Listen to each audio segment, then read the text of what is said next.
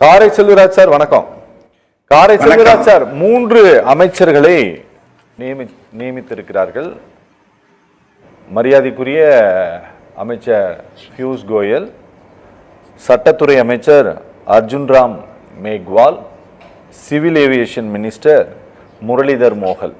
3 பேரை போட்டிருக்கிறாங்க சார் தமிழ்நாட்டினுடைய தேர்தல் பொறுப்பாளர்களாக.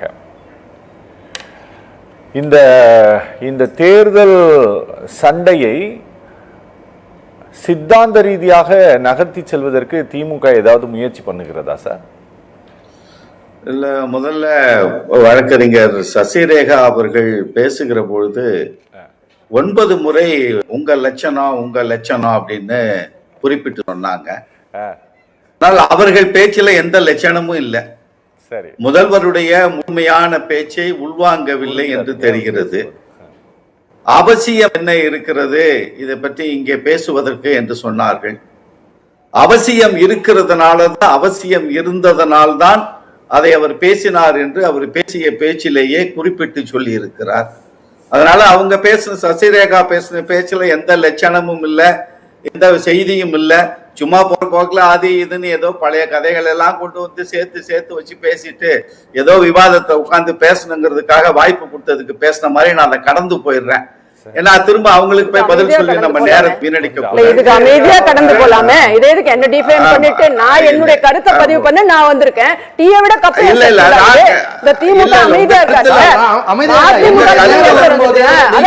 சிம்மாசனத்துல இருந்து எல்லாத்துக்கும் நான் பதில் சொல்றேன். டிக்னிட்டி மெயின்டைன் பண்றீங்கல்ல, இல்ல ஏதோ டிக்னிட்டி மெயின்டைன் பண்றீங்கல்ல, இல்ல டிக்னிட்டி மெயின்டைன் பண்றீங்க. பேசும்போது குறுக்கிட கூடாதுன்றது அதான் மெயின்டைன் பண்றோம். சொல்லிட்டு போக வேண்டியது. நீங்க பேசும்போது குறுக்கிடல.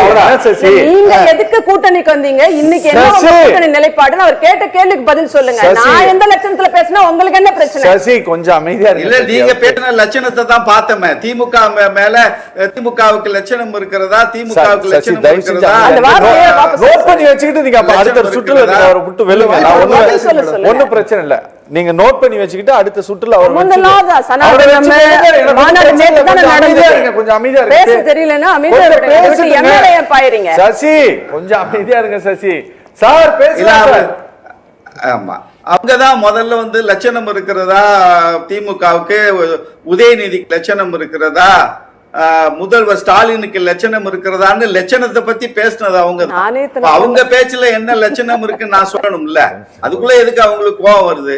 அதனால நான் கடந்து போயிடுறேன். சரி, இதுல முக்கியமாக திமுக சார்பாக பேசிய அன்பு தோழர் செல்வகுமார் நல்ல செய்திகளை, எந்த செய்திகளை முதல் சுற்றுல சொல்லணுமோ அழகா சொல்லியிருக்காரு. நான் அதை கடந்து போகிறேன். நேற்றைக்கு 1,31,000 கிட்டத்தட்ட 1,31,000 இளைஞர்கள் திருவண்ணாமலை அந்த வடக்கு மண்டல எக்கோ இருக்கு பாத்துங்க, திருவண்ணாமலை வடக்கு மண்டலத்தை சார்ந்த அனைத்து இளைஞர் நிர்வாகிகளையும் அழைத்து கூட்டிய கூட்டம். அந்த கூட்டத்தினுடைய நோக்கம் என்பது தேர்தல் பணிகளை அவர்கள் முடுக்கி விடுவது என்பதும், அவர்களுக்கான அறிவுரைகளை தருவது என்பதும், அவர்களுக்கான கடமை என்ன என்று சொல்லுவதற்குமான கூட்டப்பட்ட கூட்டம் தான் அது. நான் அப்படித்தான் அதை விளங்கிக்கிறேன். நான் எனக்கு தெரிஞ்ச 42 கால அரசியல நான் அந்த விஷயங்களை அப்படித்தான் நான் புரிஞ்சுக்கிறேன். சரிங்களா? அப்போ அவர் என்ன பேசினாரு? சாரநாத் போன்ற இடங்கள்ல 12ஆம் நூற்றாண்டிலே பௌத்த இடங்களை எல்லாம் இடித்து இந்து கோவில்களை கட்டினார்கள். 2ஆம் 3ஆம் நூற்றாண்டுல டெரில் உள்ள பௌத்த ஆலயங்களை இடிச்சு கொண்டாங்க. நீங்க பௌத்தர்களே கிளம்பி வாங்க, சூலாயத்தை ஏந்தி வாங்கள், சிறுபான்மையர் உடைக்கப்படுகிறார்கள், களத்திற்கு வாங்கன்னு சொல்லல. கிமு 2ஆம் நூற்றாண்டுல மௌரிய பேரரசனுடைய அரசரை குத்தி கொன்று மன்னரான முதல் பார்ப்பன அரசர் புஷ்பமித்திர சுங்கன் மனு தர்மத்தை கொண்டு வந்து அவர் ஆட்சியினுடைய வழிகாட்டுதலாக அமைத்தார். அந்த மனு தர்மத்தை இப்பொழுதும் கடைபிடிக்கிற பாஜக அரசாங்கத்திற்கு எதிராக போராட வாருங்கள், வீதிக்கு வாருங்கள், இந்துக்களை வாருங்கள், இஸ்லாமியர்களை வாருங்கள், கிறிஸ்தவர்களை வாருங்கள் என்று அவர்களை போராட்ட களத்திற்கு அழைக்கவில்லை.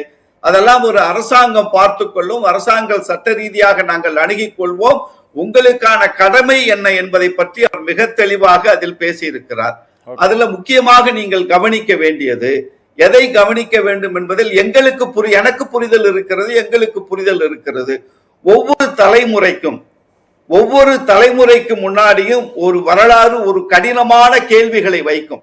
நீங்க என்ன ஒரு அற்புதமான ஒரு சொல்லை அந்த இளைஞர்களுக்கு என்ன சொல்ல வந்தார் என்பதனுடைய முழு தாற்பயம் அதில் அடங்கி இருக்கிறது. கல்வியில் முன்னேறி இருக்கிறோம், திறன் மிகுந்த மாணவர்களை உருவாக்கி இருக்கிறோம், திறன் மிகுந்த பணியாளர்களை உருவாக்கி இருக்கிறோம், வேலை வாய்ப்புகளை உருவாக்கி இருக்கிறோம், எதிர்கால சமுதாயத்திற்கு தேவையான பொருளாதார வளர்ச்சியை நாம் எட்டி இருக்கிறோம். அதையெல்லாம் தாண்டி வருகிற பொழுது வரலாறு உங்கள் முன்னால் வைக்கிற கேள்விகளுக்கு கொள்கை ரீதியாக நீங்கள் ட்ரெயின் ஆகணும், கொள்கை ரீதியாக நீங்கள் அறிந்து கொள்ள வேண்டும். எதையெல்லாம் நீங்கள் அறிந்து கொள்ள வேண்டும் தெரியுமா? தமிழ்நாட்டையும் மொழியையும் காக்க வேண்டிய கடமையும் பொறுப்பும் நமக்கு இருக்கிறது.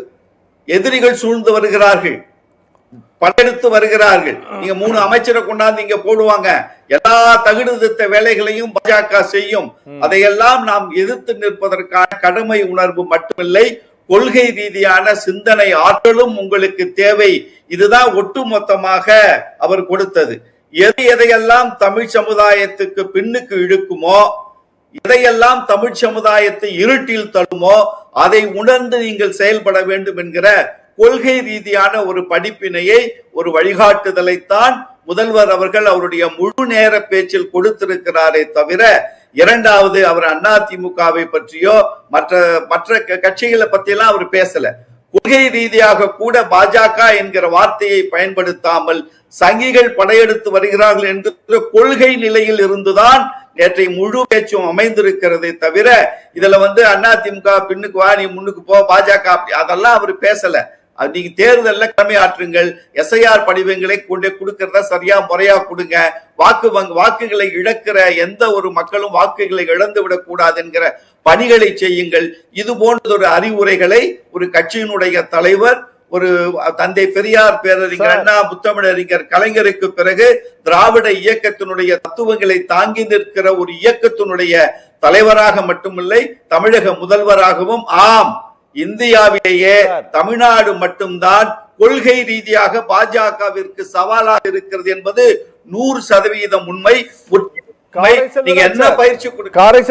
ஒரே ஒரு சின்ன குறுக்கீடு மட்டும்தான் சார். நீங்க சொன்னீங்க 1,31,000 இளைஞர்கள் கூடிய அந்த கூட்டத்தில் முதலமைச்சர் கொள்கை ரீதியாக பேசினார் அப்படின்னு நீங்க சொன்னீங்க. ஆனா சசிரேகா தொடக்கத்தில் கேட்டபோது இது சட்டமன்ற தேர்தலுக்கான தயாரிப்பாக அந்த கூட்டம் நடத்தப்பட்டிருக்கிறது அப்படின்னா இதில் பாஜகவிற்கு என்ன இடம் இருக்கிறது? நீங்கள் ஏன் இப்படி ஒரு சித்தாந்த ரீதியாக இதை கொண்டு செல்ல முயற்சிக்கிறீர்கள்? நீங்க உங்களுக்கு எதிரில் இருப்பது அதிமுக தான் அப்படிங்கும்போது நீங்கள் அதிமுகவை குறித்து எதுவுமே பேசாம இந்த விவகாரத்தை சித்தாந்த ரீதியாக நீங்க கொண்டு செல்றீங்களே, இதுக்கான காரணம் என்ன அப்படின்னு கேக்குறாங்கல்ல, அதுக்கு என்ன சார் ரீசன்? நல்ல கேள்விதான். எங்களுடைய புரிதல் என்பது பாஜக சொல்வதை அதிமுக கேட்கும். அதிமுக பாஜகவினுடைய கொள்கை ரீதியான, சனாதன ரீதியான, தமிழ்நாட்டினுடைய பண்பாடு கலாச்சார பண்பாட்டிற்கும் திராவிட இயக்கத்தினுடைய சித்தாந்தங்களுக்கும் எதிராக பாஜக பேசுகிற பொழுது ஒரு நாளும் ஒரு காலும் எந்த இடத்திலும் அதிமுக தலைவர்கள் எவரும் இந்த மண்ணில் பேசியதில்லை என்கிற பொழுது அதிமுகவை தவிர்த்து விட்டுத்தான் நாம் இதுல பேசணும். கொள்கை எதிரி என்று எதற்காக நாம் பாஜகவை முன்னிறுத்துகிறோம் என்று சொன்னால், இன்றைக்கு இந்தியாவிலேயே வளர்ச்சியில் 16% நாமினல் ஜிடிபி வளர்ச்சியில் முன்னுக்கு இருக்கிற மாநிலம், இன்றைக்கு தொழில் துறையில் முன்னுக்கு இருக்கிற மாநிலம். இந்த கடன் ஒரு வார்த்தை எப்பவுமே உங்க பிடிச்சிருவாங்க, 8 லட்சம் கோடி 10 லட்சம் கோடின்னு. ரிசர்வ் பேங்க் ஆஃப் இந்தியா என்ன திட்டத்தை, எத்தனை சதவீதம் உங்க ஜிஎஸ்டிபில கடன் வாங்கலாம் என்று சொல்லி இருக்கிறதோ அதற்கு உள்ளாகத்தான் கடன் நிலை 26% தான் கடன் வாங்கியது இருக்கிறது. அந்த கடன் கடனை கட்டுவதற்காக வாங்கிய கடன் இல்லை, பொருளாதாரத்தை உயர்த்துவதற்காக இன்வெஸ்ட்மெண்ட்ஸ், பொருளாதார முதலீடுகளுக்காக வாங்குகிற கடனை தவிர நீங்க கடனை வாங்கி கடனை கட்டுறதுக்காக வாங்குகிற முதலீடு இல்லை. அதை அவர்கள் என்றைக்கு எவ்வளவு சொன்னாலும் அது அவர்களுக்கு புரிவதில்லை. அந்த நிலையில் ஒரு பொருளாதார வளர்ச்சியை ஒரு மாநிலம் கொடுக்கிற பொழுது அது திராவிட மாடல் ஆட்சி என்று நாம் சொல்லுகிறோம். திமுக மட்டுமில்லை, மறுமலர்ச்சி திராவிட முன்னேற்ற கழகமும் சொல்லுகிறது இந்த திராவிட மாடல் ஆட்சி 2.0 மீண்டும் வேண்டும். அதற்கான காரணங்களை நாங்கள் பட்டியலிடுகிறோம். அது ஒன்று, அது அரசியல் ரீதியான நிலைப்பாடு, அரசியல் ரீதியான நிலை.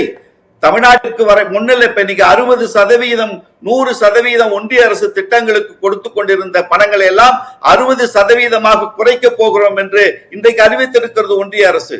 அது அரசியல் ரீதியாக பேச வேண்டியது.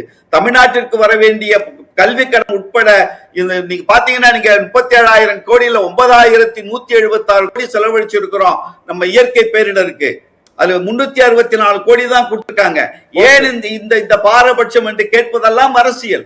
ஆனால் ஒரு இளைஞர் படை ஒரு 1,31,000 இளைஞர்களை திரட்டி நிற்கிற இடத்தில் அரசினுடைய சாதனைகள் மட்டுமில்ல, இந்த திராவிட மாடல் ஆட்சியுடைய சாதனை அவ்வளவு பேர் சேர்ந்திருக்க, மகளிர் சேர்ந்திருக்கு, மாணவர்கள் பயன்பெறுகிறார்கள். இந்த தமிழ் மண்ணில் இருக்கிற எல்லா சமூக மக்களும் பயன்பெறுகிற பொழுது கொள்கை ரீதியாக அந்த எதிர்கால சமூகத்தை திரட்ட வேண்டிய கடமை திராவிட இயக்கத்தினுடைய தலைமைக்கு இருக்கிறது. அந்த கடமை உணர்வை தான் முதல்வர் அவர்கள் வெளிப்படுத்தி இருக்கிறார்களே தவிர அதிமுக என்பதெல்லாம் ஒரு பொருட்டே இல்லை. அவர்களெல்லாம் கொள்கை ரீதியாக பேசுகிற பொழுது அதிமுகவை துணைக்கு கொண்டு வந்து பேச வேண்டிய இடத்தில் திராவிட இயக்கங்கள் மதிமுகவோ திமுகவோ இந்த மண்ணில் இல்லை. திராவிடத்திற்கும் அதிமுகவும் எந்த சம்பந்தமும் இல்லை. Okay sir.